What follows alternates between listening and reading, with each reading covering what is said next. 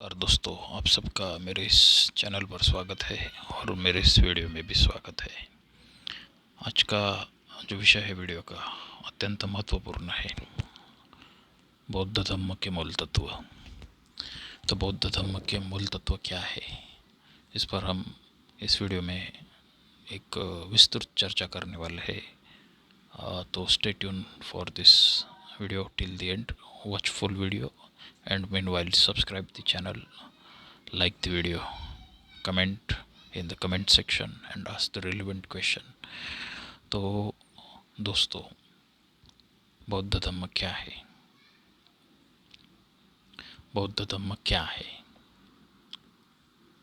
इसका उत्तर बहुत सारे विचारवंतों ने और तत्वचिंतकों ने अपनी अपनी भाषा में देने का प्रयास किया है सदियों से, और आज भी कर रहे हैं। और हर एक की अपनी अपनी व्याख्या है, हर एक का अपना अपना एक्सप्लेनेशन है। और बहुत सारे विचारकों ने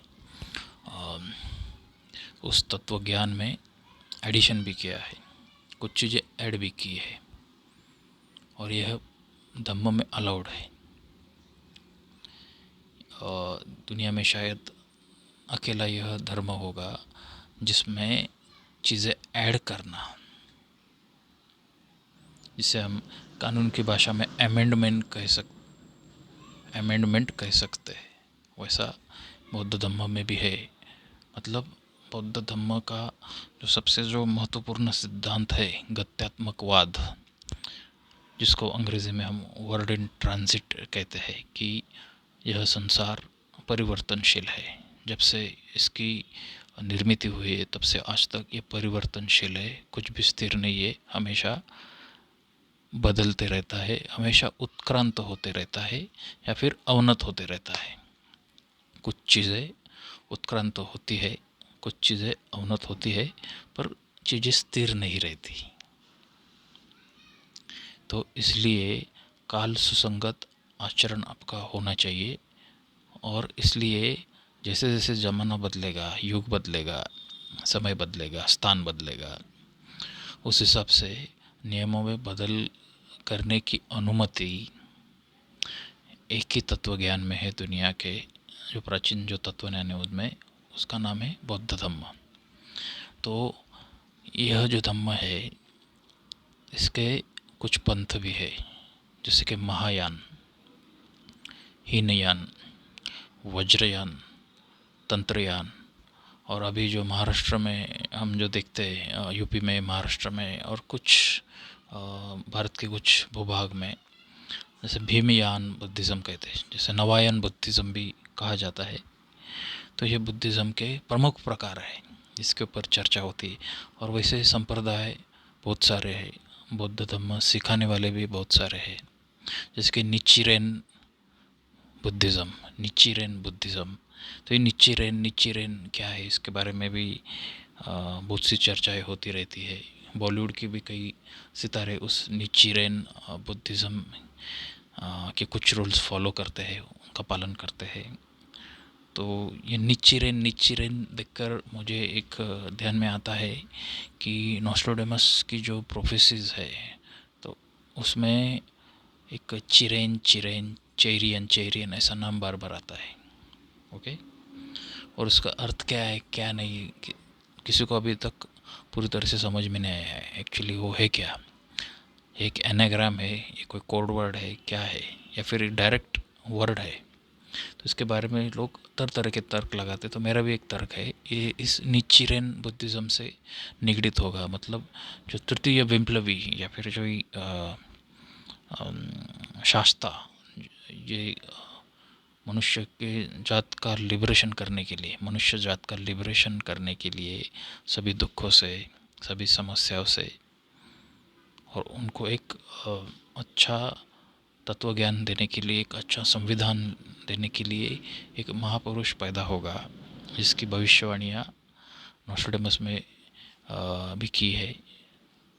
तो वह इस निचिरेन संप्रदाय से शायद संबंधित होगा। तो ये एक मेरा सिर्फ एक अनुमान है, तो जिसके ऊपर आपको अगर ज़्यादा रिसर्च करना हो तो उसके लिए मैंने आपको ये पॉइंट दिया है। तो आते हैं कि बौद्ध धर्म के बहुत सारे संप्रदाय हैं और हर संप्रदाय में उनका जो मेन प्रिंसिपल है वो सेम है। क्या है कि मनुष्यता को उल्लंघन करके आगे चले जाना। हमारी जो मनुष्यता है, हमारा जो ह्यूमन नेचर है, ह्यूमन माइंड है, उसका उल्लंघन करके जो आगे का विश्व है, आगे की जो फैकल्टीज़ है उसको हासिल करना, ये सभी संप्रदायों का लक्ष्य है। लेकिन यह रूल नहीं है, ये कुछ रूल नहीं है। जैसे कि हम भीमयान बुद्धिज़्म, नवायान बुद्धिज़्म में देखते हैं तो उसमें ये एम नहीं दिया है कि आपको उल्लंघन करके जाना है मनुष्यता का, आपको सुपरमैन बनना है, एनलाइटमेंट की प्राप्ति करनी है, ऐसा कुछ उद्देश्य उसमें दिया नहीं है और उसका वो एम भी नहीं है। ओके, तो क्या कह सकते हैं कि दुनिया की सभी मनुष्य की जातियों ने, मनुष्य के सभी समाजों ने एनलाइटमेंट के पीछे भागना चाहिए क्या? ये दुरुस्त रहेगा क्या? तो फिर सृष्टि में हाहाकार मच जाएगा, सृष्टि में हाहाकार मच जाएगा अगर सभी एनलाइटमेंट के पीछे भागेंगे। ओके, तो तो क्या कर सकते हैं? तो इसका उत्तर भी बुद्धिज़्म में दिया है, क्योंकि बुद्धिज़्म आपके बुद्धि का विकास, बुद्धि का ऑप्टिमल विकास होने का मार्ग प्रशस्त करता है। आपके सोच पर वह बंधन नहीं डालता, आपको फ्री थिंकिंग करने की मुभा है, तो आप फ्री थिंकिंग कर सकते हैं। आपको चाहिए जो ध्यान आप कर सकते हैं, कोई भी संप्रदाय आप उसका अंगीकार कर सकते हैं, उसमें प्रवेश ले सकते हैं। ऐसा कोई बंधन नहीं है। आपको शाकाहारी रहना है तो आप शाकाहारी रह सकते हैं, आपको मांसाहारी रहना है तो आप मांसाहारी रह सकते हैं, आपको मिश्र आहार करना है तो मिश्र आहार कर सकते हैं। ओके, आपको शादीशुदा रहना है, शादी करनी है तो शादी कर सकते, नहीं करनी है तो नहीं कर सकते। मतलब उसमें फ्रीडम है, उसमें फ्रीडम है। तो ये मैं आपको कहना चाह रहा था कि इसमें आपके बुद्धि के लिए भी फ्रीडम है। उसको बौद्ध धम्म क्यों कहा गया है? उसको बौद्ध धम्म, बुद्ध धम्म कहा है क्या? नहीं, बौद्ध धम्म कहा है। मतलब यह बौद्धिकता से निगड़ित है, यही हम समझ में नहीं लेते। बौद्ध धम्म का मतलब हम क्या लेते हैं कि कोई चलो मेडिटेशन करेंगे, कोई कोई संप्रदाय होगा, चलो उसमें दाखिल होएंगे, मेडिटेशन करेंगे, बहुत साल तपस्या करेंगे, और ज्ञान की प्राप्ति करेंगे, ऐसा आप लेते हैं तो बौद्ध धम्म सिर्फ इसी तक सीमित नहीं, ये उसका भाग है, नहीं ऐसा नहीं, ये उसका अविभाज्य भाग है। लेकिन बौद्ध धम्म इतना ही नहीं, क्योंकि मैंने आप अभी कहा था कि हर कोई ये नहीं चाहेगा कि वो एनलाइटन हो, बोधि प्राप्त करे। बहुत सारे जो लोग हैं तो एक सामान्य, एक खुशहाल जीवन जीने की चाह रखेंगे, सिंपल सा जीवन। तो उनके लिए बौद्ध धम्म में क्या है? तो उनके लिए बौद्ध धम्म में अष्टांगिक मार्ग है, 10 पारमिता है, पंचशील है, ऐसे कुछ नियम दिए हैं। तो अगर उसका भी पालन वह व्यक्ति करेगा तो उसे मेडिटेशन, ध्यान वगैरह इसकी ज़रूरत नहीं रहेगी और उसका जीवन सुखी होगा।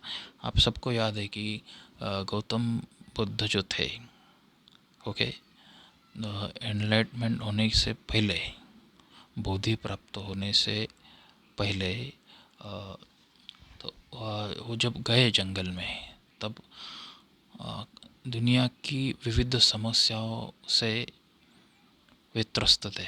वो सोच सोच कर परेशान हो गए थे, दुनिया के दुख देखकर वे परेशान हो गए थे, दुनिया के युद्ध देखकर वो परेशान होते थे। कोई भी घटना हो, अप्रिय घटना हो, और वो तो जंगल युग था उस ज़माने में, तो वो सोचते बहुत थे, आत्ममग्न हो गए थे वो सोचते सोचते। और उनका जो जंगल प्रयाण था, उन्होंने संन्यास लेना चाहा, राज गद्दी छोड़नी चाहिए। इतने बड़े साम्राज्य, चक्रवर्ती सम्राट बन सकते थे, वैसी भविष्यवाणी भी थी। इतना होने के बावजूद उन्होंने राजमहल छोड़ा, ऐशो आराम की ज़िंदगी का त्याग किया और जंगल की ओर प्रयाण किया। और महज 6-7 सालों के काल में उन्होंने बोधि संबोधि प्राप्त की। और जब प्राप्ति होने के बाद वे वापस भी लौटे यशोधरा से मिलने, वे वापस भी लौटे हैं। उसके बारे में भी लिखा जाता है, लिखना चाहिए। और जब वे वापस लौटे तो यशोधरा और राहुल, उनके बेटे सुपुत्र राहुल को उन्होंने संघ में प्रवेश दिया और धम्म कार्य में लगाया है। तो ऐसा नहीं कि उन्होंने पूर्णतया त्याग किया बेटे का और पत्नी का, ऐसा नहीं है। तो हमारा नरेशन भी हमने बदलना चाहिए। ओके, बौद्ध धम्म यह सन्यासियों का धर्म है। ओके, एक सिर्फ संन्यास मार्ग है। जिनको एनलाइटमेंट की प्राप्ति करनी है उनके लिए वो एक मार्ग है, वो एक परिपूर्ण दर्शन नहीं, परिपूर्ण धर्म नहीं। ऐसे जो कहा गया था कुछ सालों पहले, तो वह भी लोगों के समझ में आ रहा है कि वैसा नहीं है। ओके, वैसा नहीं है। और वैसा नरेशन भी हमने बदलना चाहिए। ओके, तो जो बौद्ध धम्म है वह सांसारिकों के लिए भी कुछ नियम देता है, और जो भिक्खु बन जाते हैं उनके लिए नियम अलग होते हैं। जैसे सुरा मेरे ये मज्ज पमाद ठाना वेरमणि। तो सुरा मेरे ये मज्ज मतलब में सुरा यानी सुरापान यानी शराब, मदिरा। मेरे यानी मांस, मज्ज इसका मैं मज्जाव करूँगा यानी मैं नहीं खाऊँगा। तो यह नियम गृहस्थ के लिए नहीं लागू है। गृहस्थ अगर खाना चाहता है तो वो खा सकता है। ओके, लेकिन ये भिक्खु के लिए लागू है। तो ऐसे नियम है कि कुछ जो नियम है बौद्ध धर्म के जो सिर्फ सांसारिक व्यक्ति के लिए है। ओके, और कुछ नियम जो है वो सिर्फ जो भिक्खु है उनके लिए है। तो ये ऐसा धर्म है, और इस धर्म के अनुयायी बढ़ रहे हैं, दुनिया में बढ़ रहे हैं। और बौद्ध धर्म जो बढ़ रहा है एक अलग डायमेंशन से बढ़ रहा है। हो सकता है डॉक्यूमेंट्स पर आप बौद्ध नहीं हो सकता है on paper you are not a Buddhist, but in practice, in your mind, in your soul, okay, you are a Buddhist. Okay, the way you work you are a Buddhist, ऐसा हो सकता है। और ऐसे लोग बहुत हैं। और मैं खुद देखता हूँ कि जो व्यक्ति जन्म से बौद्ध नहीं है, जो व्यक्ति जन्म से बौद्ध नहीं है, तो वैसे लोगों ने बौद्ध धर्म के ऊपर बहुत इम्प्रूवमेंट किया है। बौद्ध धर्म को सबसे ज़्यादा योगदान उन लोगों का है जो मन से बौद्ध है, जो कार्य से, अपने कृति से बौद्ध है।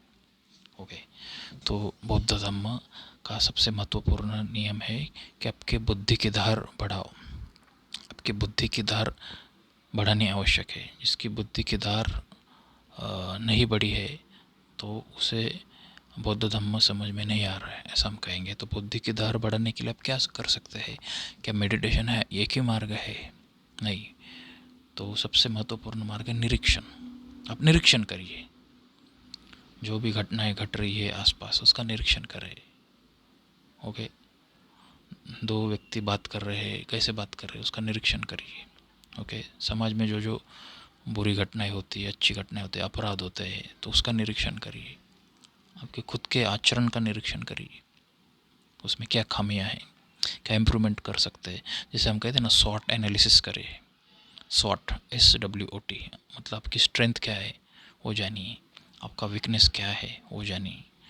और ये स्ट्रेंथ और वीकनेस इन दोनों के साथ लेकर आपको भविष्य में क्या अपॉर्चुनिटीज़ उपलब्ध हो सकती है। ओके, और ये होने के बाद डिस्पाइट ऑफ दिस थिंग क्या थ्रेट है आपको? फाइनेंशियल थ्रेट है, हेल्थ थ्रेट है या कोई और थ्रेट है, इसका भी आप अप्राइजल करते रहिए, पीरियोडिकल अप्राइजल करते रहिए। हर 3-4 महीने में आपके खुद का पीरियोडिकल अप्राइजल अपने करना ही चाहिए। तो यह बौद्ध धम्म का ही भाग है। ओके, तो आप में से बहुत से लोग ये चीज़ करते होंगे, मैनेजमेंट आप सीखने जाते हैं तो मैनेजमेंट जो सिखाने वाले होते हैं तो वो यही कहते हैं कि आपका स्वॉट एनालिसिस करिए, लिखे पेपर में, हमें बताइए। तो ये एक्चुअली बौद्ध धम्म का ही भाग है। ओके, मॉस्लोस नीड ऑफ हायरार्ची, ये थ्योरी क्या है, ये भी एक्चुअली बौद्ध धम्म का ही भाग है। तो वही मैं कह रहा हूँ ना कि बुद्ध धम्म ने दुनिया को बहुत कुछ दिया है, लेकिन वो नाम से बौद्ध नहीं है, उसको ऐसे लेबल नहीं लगाए this is from the Buddhism. Okay, जैसे कि मैनेजमेंट में हम एक प्रणाली का इस्तेमाल करते हैं, जैसे कि काइज़ेन। ओके, काइज़ेन, तो क्या है काइज़ेन, क्या है काइज़ेन? तो काइज़ेन के बारे में ये काइज़ेन एक जापानीज़ मैनेजमेंट प्रणाली है। काइज़ेन वहाँ के जीवन का एक अविभाज्य भाग बन गई है। ऑफ कोर्स आपके सेल्फ इम्प्रूवमेंट के फील्ड में आप इसका इस्तेमाल कर सकते हैं, लेकिन प्रोडक्शन के फील्ड में, फैक्ट्रियों में जो प्रोडक्शन होता है या स्कूल में जो शिक्षा दी जाती है, एजुकेशनल फील्ड में या गवर्नेंस के फील्ड में या एडमिनिस्ट्रेशन के फील्ड में, उसका आप इस्तेमाल कर सकते हैं। तो काइज़न का पहला नियम क्या है कि हर रोज़ कुछ ना कुछ इम्प्रूवमेंट होना चाहिए। आप में रोज़ थोड़ा थोड़ा इम्प्रूवमेंट होना ही चाहिए। ऐसा एक भी दिन नहीं जाना चाहिए जिसमें आपका इम्प्रूवमेंट नहीं हुआ। आज आप कल से बेहतर होने चाहिए। Today you must become better than yesterday, better than that of yesterday. ये नियम है काइज़न का। और दूसरा क्या नियम है कि आपको रिज़ल्ट पर फोकस नहीं करना है, आपको प्रोसेस पर फोकस करना है, प्रोसेस में इम्प्रूवमेंट करना है, आपको कर्मों पर फोकस करना है। आप कर्म कैसे ज़्यादा से ज़्यादा अच्छी तरीके से कर सकते हैं उसके ऊपर फोकस करना है, जिसको धम्म में कुशल कर्म ऐसा कहते हैं, कुशल कर्म करो। तथागत कहते थे हे भिक्खु, आप कुशल कर्म करो।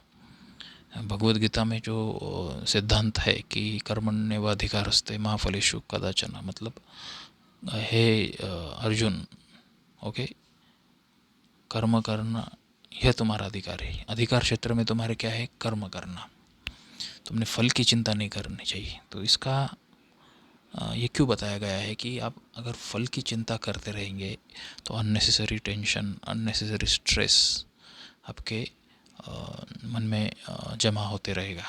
ओके, आपको तकलीफ़ देगा और ऐसे स्ट्रेसफुल हालातों से आपके हेल्थ पर भी उसका बुरा असर पड़ेगा, आपके डिसीजन मेकिंग पर भी उसका बुरा असर पड़ेगा और एक नेगेटिविटी क्रिएट हो जाएगी। और हो सकता है वो काम हो सकता था एक्चुअली, लेकिन हो सकता है आपके स्ट्रेस लेने के कारण, ज़्यादा तान तनाव लेने के कारण वो काम होता ही नहीं, क्योंकि आपने फल की हद से ज़्यादा अपेक्षा की थी। ओके, तो इसका उत्तर ढूंढ के निकला है काइज़ेन में। Kaizen, KAIZEN।